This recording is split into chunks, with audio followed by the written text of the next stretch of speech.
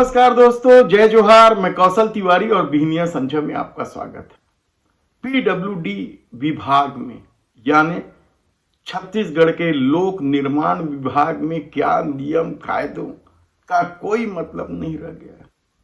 क्या विभिन्न डिवीजनों में सालों से पदस्थ अफसर ही पीडब्ल्यूडी विभाग को और सरकारी खजाने को दीमक की तरह चाट रहे हैं?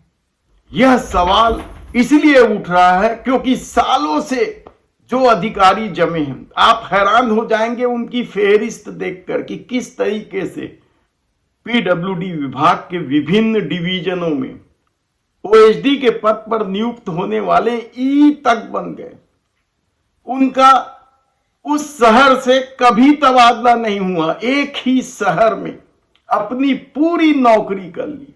सरकार आते जाते रही, उन्हें कोई फर्क नहीं पड़ा क्योंकि उनके पास अपने रसूख हैं काम करने के, उनके अपने तरीके हैं और क्या ऊपर तक पैसा पहुंचाने के खेल में ये अधिकारी शामिल हैं। ये कौन कौन अधिकारी हैं और किस तरीके से काम कर रहे हैं, ये हम आपको फिर कभी विस्तार से बताएंगे। लेकिन एक और महत्व घटना की जानकारी आपको दे दें कि किस तरीके से आदिवासियों की जमीन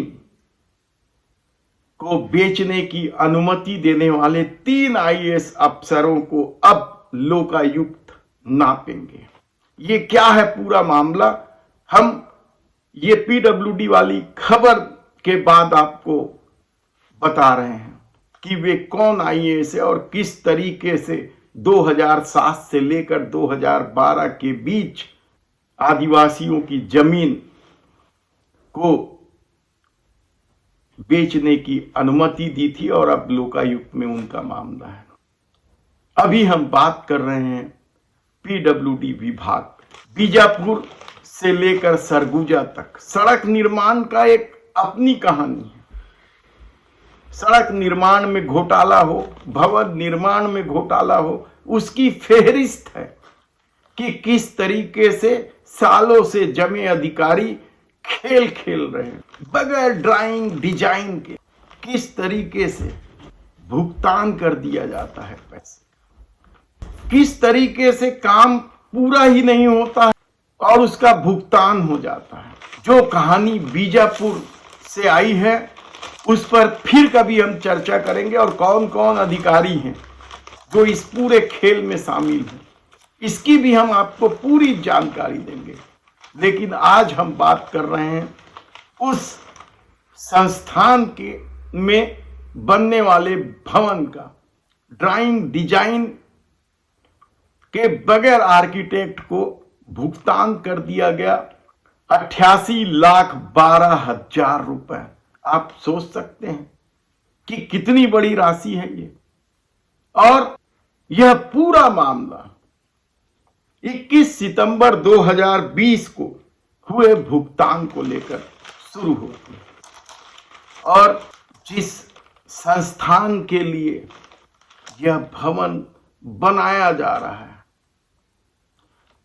उस संस्थान में जो काम होंगे, शोध होंगे, प्रयोगशाला बनाई जा रही है, वह इसलिए भी बेहद महत्वपूर्ण है क्योंकि छत्तीसगढ़ में इस बीमारी के पीड़ितों की संख्या बहुत ज्यादा है। सिकल सेल नामक बीमारी की बात कर रहे हैं जो ग्रामीण क्षेत्रों में बेहद ही गंभीर स्थिति में है और पूरा जीवन इलाज कराते बीत जाता है लोगों का। इस बीमारी से ज्यादातर साहू समाज और यादव समाज के लोगों के पीड़ित होने की खबर है और अब चर्चा तो इस बात की है कि बकायदा सिकल सेल की जांच रिपोर्ट के बाद ही शादी ब्याह जैसे कार्यक्रम इन समाजों में होने लगे। इतनी गंभीर बीमारी के लिए जो सिकल सेल संस्थान में भवन बन रहा था उसके ड्राइंग डिजाइन को लेकर किस तरीके से घपलेबाजी की गई, बगैर ड्राइंग डिजाइन के 88,12,000 रुपये architect messrs Diva Kirti Rao and associates को भुगतान कर दिया गया। 21 सितंबर 2020 को आर्किटेक्ट को उच्च परिमाप लैब बनाने, भवन का ड्राइंग डिजाइन बनाने का आदेश जारी किया गया, लेकिन आज तक ड्राइंग डिजाइन नहीं दिया गया। इस बात की जानकारी जैसी ही सामाजिक कार्यकर्ता आरटीआई एक्टिविस्ट राकेश चौबे को लगी तो उन्होंने बकायदा इस पूरे मामले की जांच करने और मामला लोकायुक्त को सौंपने के लिए लोक निर्माण विभाग के मुख्य अभियंता को ज्ञापन भी दे दिया। राकेश चौबे के अनुसार प्रस्तुत ड्राइंग पर पहले बिल का भुगतान 18 फरवरी 2022 को करने अनुशंसित किया गया।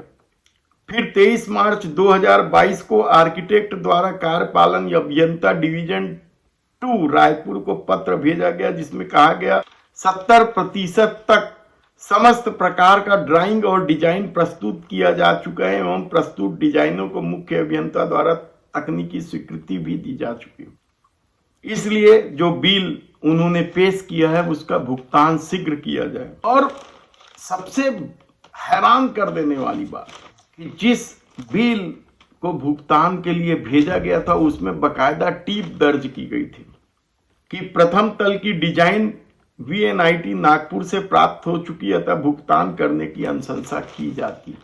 इसी प्रकार आगे कार्यपालन अभियंता ने अनुशंसा कर 88,12,000 रुपए बिल पेमेंट करवा दिया।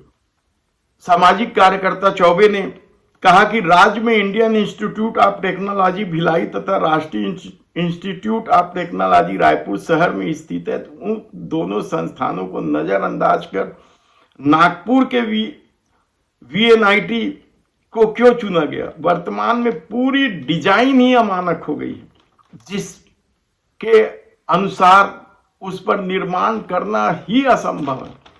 उन्होंने न केवल मुख्य अभियंता को ज्ञापन सौंपा बल्कि POW से जांच कराने की मांग तो करते हुए यहां तक कहा है कि associates messrs Diva Kirti Rao and associates private limited Raipur को ब्लैक लिस्ट घोषित करे। हालांकि संचालक का दावा है कि जो भुगतान हुआ है वह एग्रीमेंट के तहत हुआ है और बगैर ड्राइंग डिजाइन के टेंडर नहीं होता है, ड्राइंग डिजाइन को बदला जा रहा है। यह पूरा मामला संदेहास्पद है। देखना है कि इस मामले को लेकर किस तरीके से लीपापोती होती है या फिर EOW में यह मामला जाएगा। लेकिन हम बात कर रहे थे उन अधिकारियों का, 3 अधिकारियों का जो IAS हैं। इस पूरे मामले में जो 3 IAS के खिलाफ लोकायुक्त में अब जांच शुरू हो जाएगी। वे IAS हैं ग्वालियर कमिश्नर दीपक सिंह, आबकारी आयुक्त OP श्रीवास्तव और उप सचिव बसंत कुर्रे। इन लोगों ने आदिवासियों की जमीन बेचने की अनुमति दी और जांच में पाया गया कि गलत तरीके से अनुमति दी गई है। उसके बाद लोकायुक्त में यह मामला पहुंचा है। इसे लेकर जबरदस्त राजनीति इसलिए चल रही है क्योंकि तब शिवराज सिंह चौहान की सरकार थी और उसे लेकर कांग्रेस ने न केवल शिवराज सिंह चौहान पर तीखे प्रहार किए हैं बल्कि वर्तमान सरकार के मुखिया मोहन यादव को भी घेरे में लेने की कोशिश की। धन्यवाद।